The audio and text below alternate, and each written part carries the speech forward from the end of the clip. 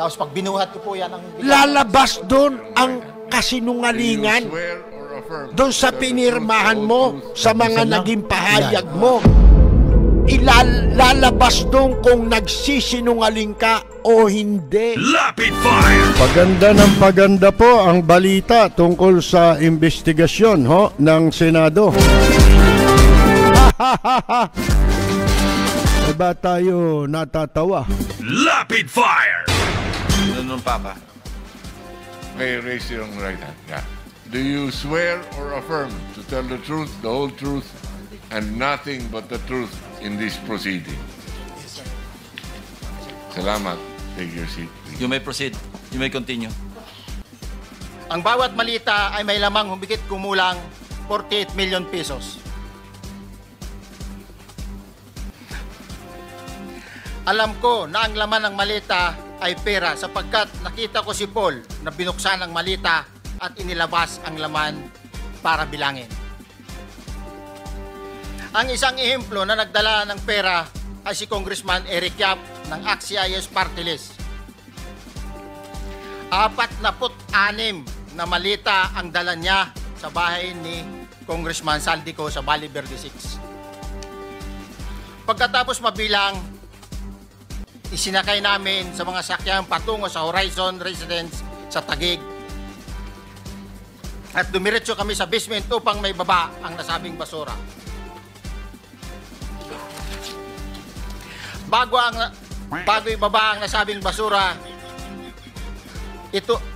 Merong napuputol sa binabasa mo eh. Huwag kang magmadali. Huwag kang magmadali. Naputol na... Ulitin mo yung paragraph 20. Wala na ako na... Hindi ko makita na putol na siya.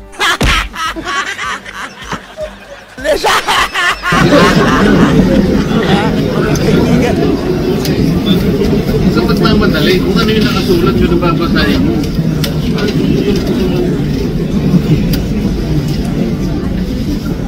20. Paragraph 20. Alam niyo yung pagsisinungaling, mabubuko ka riyan eh. Mga kaibigan, mabubuko ka. Darating ang sandali, ito mo, lahat ng pagsisinungaling, katulad ngayon, kuwan na ho, lumalabas na. Katulad lang yan ng isang kwento. Ito'y nabasa ko sa isang post. Pero totoo ito eh. Ito magandang, kuwan ito, magandang halimbawa.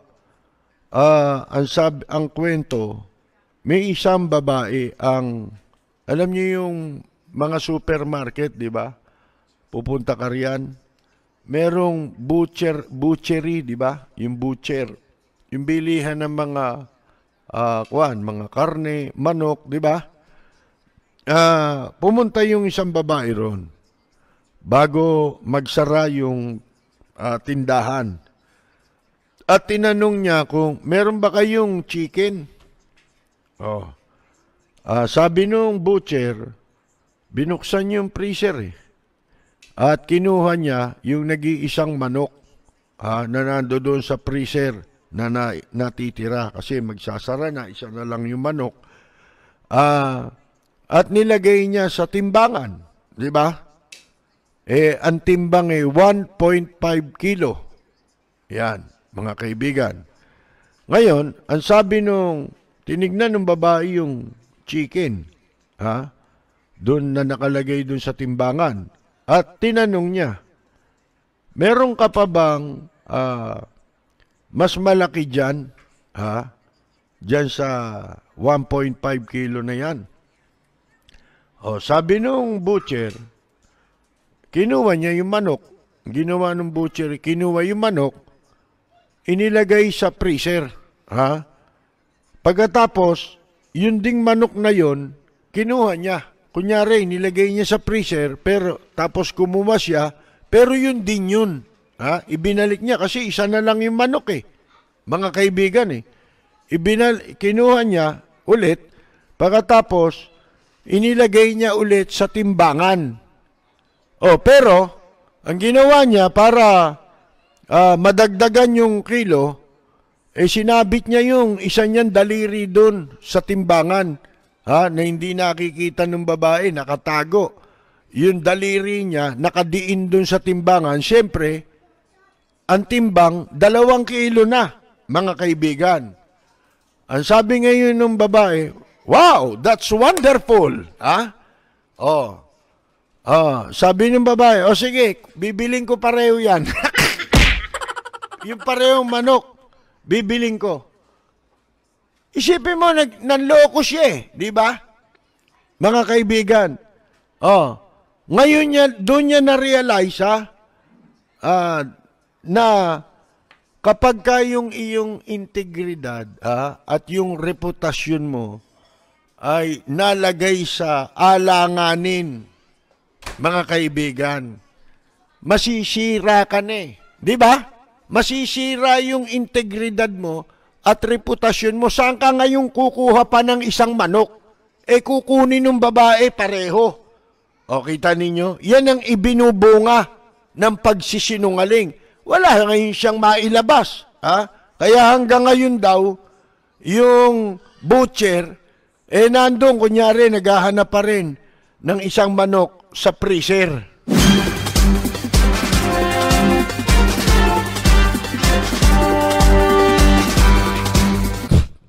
Bueno, tayo po ay magpapaalam na. Kami pantay-pantay. Kasi ang FB wala nang airtime to Ang pag-ibig ay tunay. Ito po si Percy Lapid. Bayan ko. Maraming salamat at magandang gabi! Detalyano! Aguirre!